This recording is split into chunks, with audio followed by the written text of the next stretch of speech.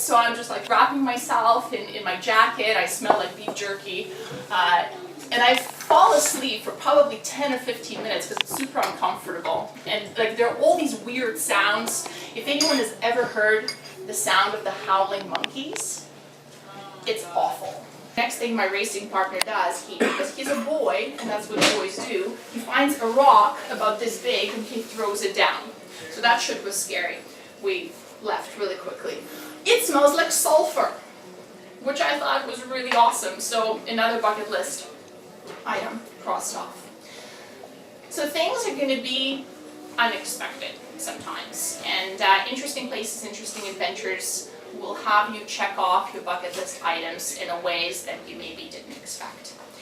Now, on that note, I wanted to actually see a show of hands of how many people have had a chance ever to put together a bucket list. And I know a couple of you have. 3, 4-ish, it's sort of in my head. Yeah. Cool. Those of you that have not ever had a chance to put together a bucket list, I want to hear why. And I probably have heard those reasons before, but throw them at me. What are some of the reasons you never put together a bucket list? Because so the one type of people, they make lists. They're the list makers. Any list makers in the room? I think I've become one, yeah. And then there's another kind of, there's another type of people who prefer just like kind of go with the flow, like they don't really like lists, they're more freedom driven, they're more creative. So whenever bucket list comes up, it's always funny because the list makers often identify themselves. They're like, oh yeah, I totally have a bucket list all written down, it's color coded, and yeah, I'm looking forward to learning more, yay! And then the other half of the room, they have this sort of skeptical scowl on their face. Yeah, they're like, I'm not really buying it. Like, I'm not sure I need a list. Like, what the hell do I need a list for? So I've always taken it as a personal challenge to sell the idea of a bucket list in that second half. Because the first half, they're sold, they're preaching to the choir, they're already in the cult, right? Like, they're in the church of the bucket list. That's right. Hallelujah. Yes. So it's the second one. And the big why had to come into question here. So why bother? Why bother putting together a bucket list? And I'm coming at it with a bias because my background is in social and personality psychology. So my background is behavioral science, my background is motivation and psychology of change.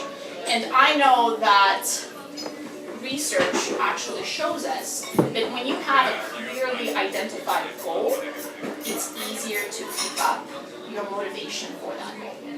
If you've ever had a goal, if you know, and I mean, I'm a coach, so I work with people all the time, and the most common question that I get is, how do I keep motivated? How do I keep motivated? Because I start out strong and then it just fizzles out and then it just kind of dies off. Like, how do I keep motivated? And it's interesting because to me, lack of motivation is just lack of clarity in terms of what you want. Because if you have a clear goal, nothing motivates you to not skip a run as knowing that you have a race coming up in 3 weeks, right? And you have a very clear goal for that race. Yeah. It doesn't really come in, right? That you just do it because you know why you're doing it. So one of the biggest reasons for the why, and it's interesting because that second type of people who is not a list maker, they're often the ones struggling a bit with motivation. I see how it's all connecting. I know. Dear God. Yes, it's all making sense. So motivation is a big one. And then there is another one. And the other one is much more existential in nature. And I will argue that having a bucket list makes you happier. Yes, I will go that far. And I swear I have a point. And again, this is going back to the research in social psychology that actually shows that identifying a goal, then carrying out behaviors that are required for you to achieve that goal, and then achieving the goal that you set As long as that goal is personally meaningful and relevant, you achieving that goal increases well-being. Right? So essentially, like, setting goals and achieving goals makes you freaking happy. And that's why we're all here, right? Like, very simple, like, yeah, I want to help people, yeah. Everybody wants to be happy at the end. Yeah. So having a bucket list keeps you more motivated and makes you more happy. I know. Pretty awesome, right? I like it. Yes, everyone's so we're on the same page. I know. And Makes now, sense. and this is how we take the non-list makers and we pull them into our midst, and now we're one. It's beautiful. I will tell you, Group I up. make a list every day of what I need to do during that day, and then I do everything but. And it's because You're a rebel. yes, I am. That's Yeah. exactly it. So I know the type. You can't tell me what to do, and neither can I. That's amazing.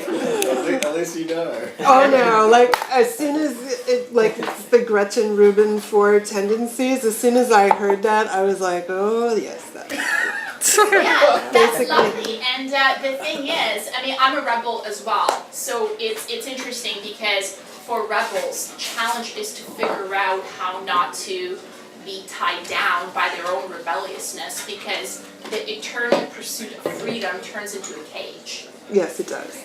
So, and I'm very well familiar with that cage. I've lived in that cage for a very long time. So, and then I realized that who is obsessed with freedom? Only caged animals are obsessed with freedom.